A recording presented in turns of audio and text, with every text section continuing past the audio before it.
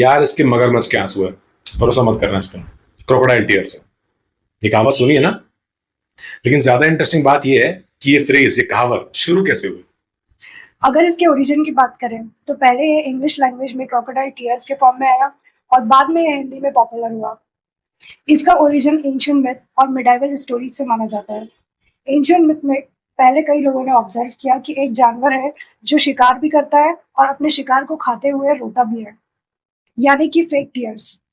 Medieval period की बात करें तो इसका ओरिजिनल रेफरेंस माना जाता है the travels of sir John Mandeville, यानी कि लगभग 14th सेंचुरी के आसपास की एक स्टोरी से, जिसकी लाइन थी the serpent that slays man and eat them weeping. मतलब एक जानवर जो अपने शिकार को मारता भी है और उसको खाते टाइम रोता भी है, यानी कि फेक टीयर्स।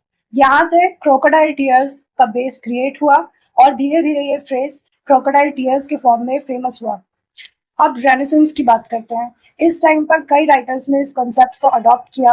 विलियम शेक्सपियर जैसे ऑथर ने fake sadness, hypocrisy and manipulation को दिखाने के लिए सिमिलर आइडियाज को यूज किया। समझ लिया ओरिजिन। अब कारण समझो। पहली बात तो ये कि इंसान के अलावा कोई भी जानवर इमोशनल टीयर्स नहीं बहाता है, यानी कि भावनात्मक आंसू नहीं बहाते। वैसे ही क्रोकोडाइल है।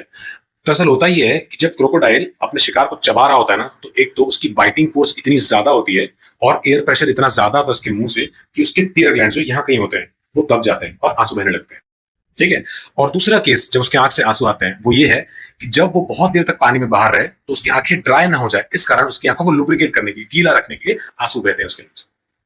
तो ये दोनों कारण फिजियोलॉजिकल है, इमोशनल नहीं है।